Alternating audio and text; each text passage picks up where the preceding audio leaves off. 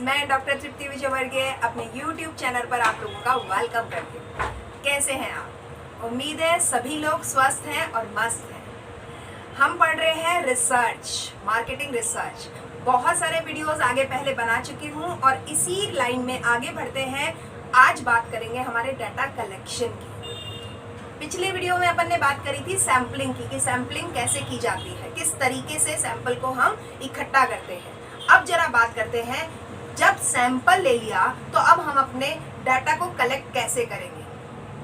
बहुत सारी चीजें हैं। देखो, सैम्पलिंग एक अलग चीज है, डाटा कलेक्शन एक अलग चीज है। उसके दोनों तरीके के मेथड हो सकते हैं। सैंपल में हम खुद पिक करते हैं, ठीक है। जब भी हम प्राइमरी डाटा कलेक्ट कर रहे होते हैं तब हम सैंपल ले सकते हैं, सर्वे कर सकते हैं, समझ लो। लेकिन सेकेंडरी डेटा में सैंपल नहीं लिया जाता। तो ये थोड़ा सा बच्चों को क्लियर होना चाहिए कि हम सैम्पलिंग और डाटा कलेक्शन में कहीं कंफ्यूज तो नहीं है। तो क्लियर रखना, डाटा कलेक्शन दो तरीके से होगा, तो उसमें सैम्पलिंग आ सकता है लेकिन सेकेंडरी मेथड में नहीं आता, ठीक है। चलो आज शुरू करते हैं। डाटा कलेक्शन क्या होता है? देखो, डाटा कलेक्शन का काम है, हम जब रिसर्च प्रोग्राम डेवलप कर रहे हैं तो हमने जो रिसर्च प्लान किया है उसको कहाँ से शुरू होगा डाटा कलेक्शन? जिस समय हमने अपनी प्रॉब्लम को आइडेंटिफाई कर लिया और अपने प्लान को डेवलप कर लिया, रिसर्च प्लान को डेवलप कर लिया, बस वहीं से डाटा कलेक्शन का काम शुरू हो जाता है। तो हमने क्या कहा है, where it begins after research problem has been identified and research design or research plan chalked out। जब हमने ये पता कर लिया कि हमारा डिजाइन किस तरीके का होने वाला है और प्लान कैसा है हमारा, उसके बाद से हमारा रिसर्च में डाटा कलेक्शन का काम शुरू होता है। आगे बात करो, कितने तरीके के होते हैं हमारी डाटा कलेक्शन? मेजर दो तरीके के होते हैं। दो तरीके में, एक होता है प्राइमरी और एक होता है सेकेंडरी। ये प्राइमरी डाटा कलेक्शन है, ये सेकेंडरी डाटा कलेक्शन है। तो प्राइमरी डाटा कलेक्शन होता क्या है ये समझ लो। ये वो सारा डाटा कलेक्शन होता है जिसमें हम एक फ्रेश डाटा कलेक्ट कर रहे हैं। फ्रेश का मतलब क्या है? आप अपनी प्रॉब्लम को जब आइडेंटिफाई कर चुके हो तो इस प्रॉब्लम से रिलेटेड कोई भी काम रिसर्च का पहले ना हुआ हो और आप पहली बार फ्रेश फॉर्म में फर्स्ट हैंड कलेक्ट कर रहे होते हैं, तो ये एक ओरिजिनल पीस ऑफ डाटा होता है। तो ये जो डाटा होता है इसी को हम प्राइमरी डाटा कहते हैं। अब सेकेंडरी डाटा भी समझ लो। जब हमने अपनी प्रॉब्लम को आइडेंटिफाई किया और हमारा टाइम या हमारा बजट या हमारा नॉलेज इतना नहीं है कि हम इस पे अपना सर्वे कंडक्ट करें, इस प्रॉब्लम के लिए डाटा को कलेक्ट करें, तो हम क्या करते हैं, ऑलरेडी जो रिसर्च हुई होती हैं, जो स्टडीज हमारे सामने अवेलेबल होती हैं, हम उनको सर्च कर लेते हैं और उसके बेसिस पे अपनी प्रॉब्लम को रिलेट करके हम उसमें से डाटा निकाल लेते हैं। उसको बोलते हैं सेकेंडरी डाटा। सेकेंडरी डाटा हमेशा सेकेंड हैंड होता है और वो आपके अलावा पहले किसी और ने कलेक्ट किया हुआ होता है, कलेक्टेड बाय समवन एल्स। किसी और ने कलेक्ट किया हुआ होता है और ऑलरेडी ये सारे स्टैटिस्टिकल प्रोसेस से वो क्रॉस हो चुका होता है, जिसमें कि अपन प्राइमरी डेटा में उसे क्रॉस करते हैं and it is already in finished form. आप किसी के फिनिश्ड फॉर्म डाटा को अपने लिए रॉ फॉर्म में यूज कर रहे होते हो। और रॉ फॉर्म में भी कहना चाहिए, मैं तो ये कहूंगी इसको आप प्रोसेस तो करने वाले नहीं हो, थोड़ा सा मॉडिफिकेशन करते हो और अपने प्रॉब्लम को आइडेंटिफाई कर लेते हो कि भैया ये इसकी सॉल्यूशन इस तरीके से होगी। तो यूं कहना चाहिए ये ऑलरेडी स्टैटिस्टिकल प्रोसेस से क्रॉस हो चुका होता है, तो एक तरीके से ये पका हुआ तैयार होता है। अरे बात समझे, पका हुआ तैयार होता है। तो ये तो हो गया आपका सेकेंडरी डेटा। अब ये कितने तरीके के हो सकते हैं ये जरा समझते हैं अपन। प्राइमरी डेटा भी बहुत सारे तरीके के होते हैं और सेकेंडरी डेटा भी बहुत सारे तरीके के होते हैं। तो अब हम बात करते हैं, जब टाइप्स की बात कर ली, यहाँ पे मैंने कुछ चीज लिखी है। प्राइमरी डेटा का अगर मैं कहूंगी कितने टाइप्स का होता है या कैसे कलेक्टेड किया जा सकता है, तो मैंने लिखा है OIQSS। OIQSS। O मतलब ऑब्जर्वेशन, I मतलब इंटरव्यूज, Q मतलब क्वेश्चनर, S पहला S जो है वो स्केड्यूल और दूसरा S है सर्वे। ये तरीके हैं हमारे प्राइमरी डेटा को कलेक्ट करने के। हम सर्वे कंडक्ट करवा सकते हैं, हम स्केड्यूल डेवलप कर सकते हैं, हम क्वेश्चनर डेवलप कर सकते हैं, हम इंटरव्यूज कंडक्ट कर सकते हैं एंड ऑब्जर्व भी कर सकते हैं। हम खुद ऑब्जर्व करते हैं, ऑब्जर्व करने के भी बहुत सारे तरीके हो सकते हैं। तो ये तो हो गया प्राइमरी। और सेकेंडरी के लिए मैंने एक चीज लिखी है, एंडलेस सोर्सेस। एंडलेस सोर्सेस इसका मतलब है असीमित स्रोत है इसके। ठीक है, तो फिर भी कुछ कोशिश करेंगे हम ये असीमित को थोड़ी सीमित उसमें लेने की, इसकी थोड़ी सी लिमिटेशन को ले लेते हैं तो कुछ हमें समझ में आ जाए। अब जरा बात करते हैं प्राइमरी डेटा को हम कैसे कलेक्ट करते हैं। तो बहुत सारे तरीके हैं। एक रिसर्चर, उसका क्या नॉलेज है, उसकी क्या प्रॉब्लम है, क्या आइडेंटिफिकेशन कर सकता है वो, उसका टाइम क्या है, उसका बजट क्या है, उस पर डिपेंड करेगा कि वो कौन सा मेथड अप्लाई करता है। सबसे बड़ी बात है कि किस तरीके से वो मेथड अप्लाई करेगा, उसकी सारी चीजें हैं कि वो कितनी नॉलेज रखता है, कितना उसकी इंटेलिजेंसी है, राइट। तो हम यहाँ ये मान लेते हैं कि हर एक प्रॉब्लम के लिए एक जैसा मेथड नहीं अप्लाई किया जा सकता। Each and every problem specified some each and every particular source।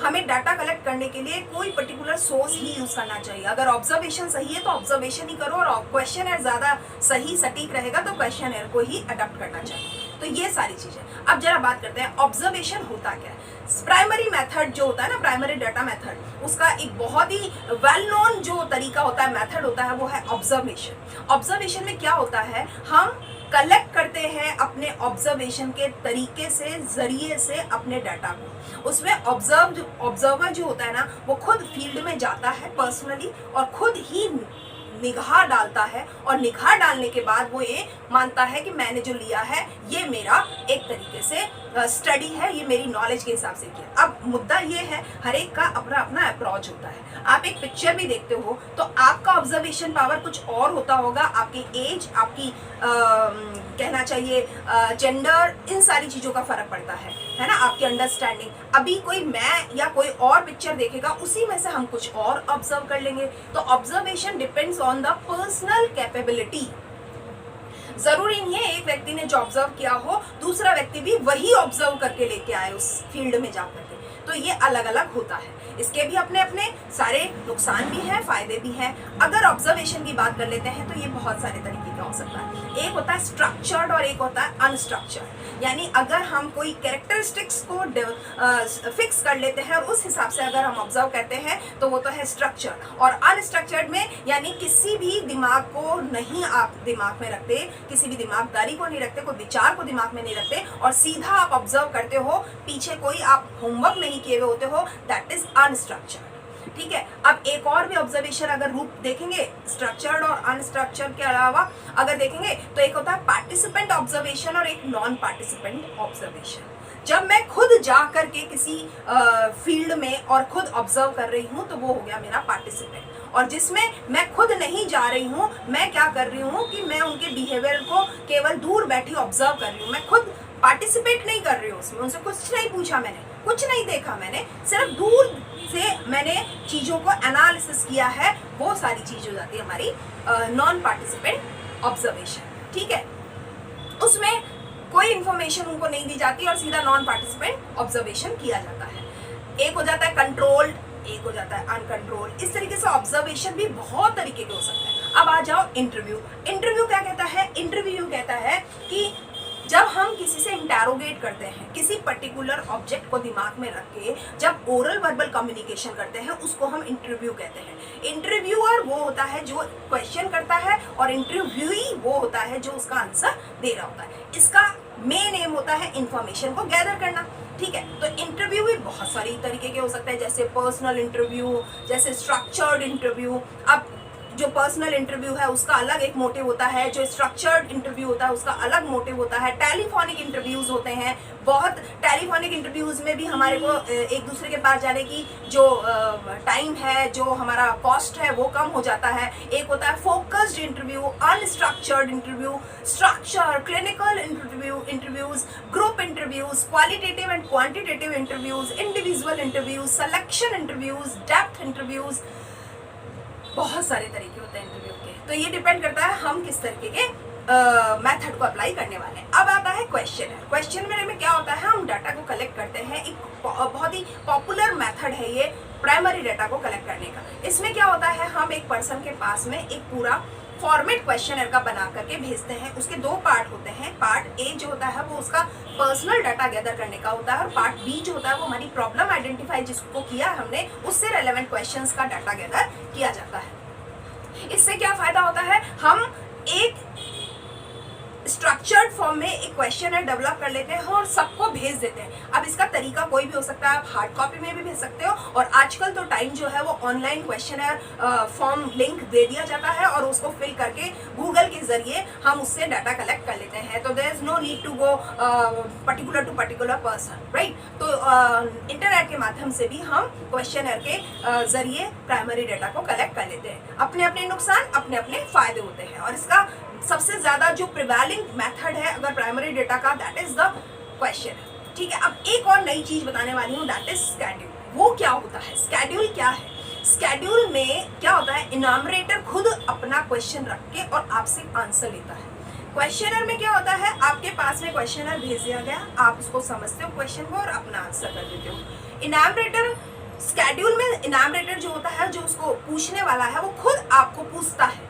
उसके पास एक स्ट्रक्चर्ड फॉर्म में होता है और वो आपसे पूछता है, चाहे वो डायरेक्ट क्वेश्चन पूछे, इनडायरेक्ट क्वेश्चन पूछे, ओपन फॉर्म में पूछे, क्लोज फॉर्म में पूछे, डिक्टो नॉर्म्स पूछे, या मल्टीपल चॉइस क्वेश्चन पूछे, किसी भी तरीके का हो सकता है, जैसे कि अपन क्वेश्चनर में डालते हैं।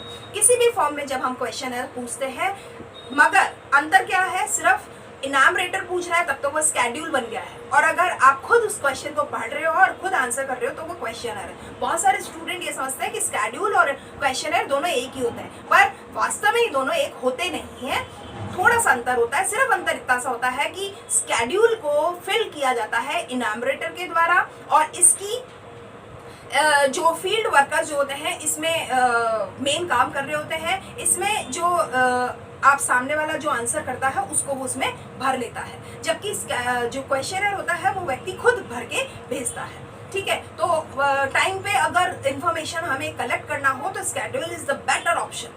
क्वेश्चनर में तो आप उसको भेज देते हो, वो कब रिस्पॉन्ड करके देगा, नहीं देगा, कितना देगा, आधा अधूरा भर के देगा, तो थोड़ा सा प्रॉब्लम आ जाता है। पर स्केड्यूल में मेहनत ज्यादा होती है, आपको अपना एक बंदा लगाना पड़ता है, लेकिन वो बंदा पूरा काम करके आता है, वो स्केड्यूल होता है। तो ये मेरे हिसाब से आपको ये समझ में आ गया होगा कि स्केड्यूल क्या होता है। इसके अलावा भी देखो, सर्वे भी कंडक्ट किए जाते हैं, हम स्टोर ऑडिट्स करवा सकते हैं, warranty cards, pantry audits, consumer panels, बहुत सारे मैकेनिकल डिवाइसेस हैं, उनके जरिए कंटेंट एनालिसिस, डेप्थ इंटरव्यू करना, इस तरीके की चीज़ों से हम तब भी प्राइमरी डेटा कंडक्ट करा सकते हैं। और सर्वे जब करवाया जाता है उसमें हम सोशल प्रॉब्लम्स को जनरली जब डायग्नोस करना होता है तो सोशल प्रॉब्लम के डायग्नोसिस में हम सर्वे कंडक्ट करवाते हैं, और सर्वे के जरिए हम उस प्रॉब्लम को की डेप्थ तक पहुंचते हैं और उसका सोल्यूशन ढूंढने की कोशिश करते हैं। सर्वे कई तरीके से हो सकते हैं, वो एक्सपेंडिचर पैटर्न हो सकता है, कंज्यूमर बिहेवियर रिलेटेड हो सकता है, इफेक्टिवनेस ऑफ एडवर्टाइजिंग हो सकता है, वोटिंग बिहेवियर,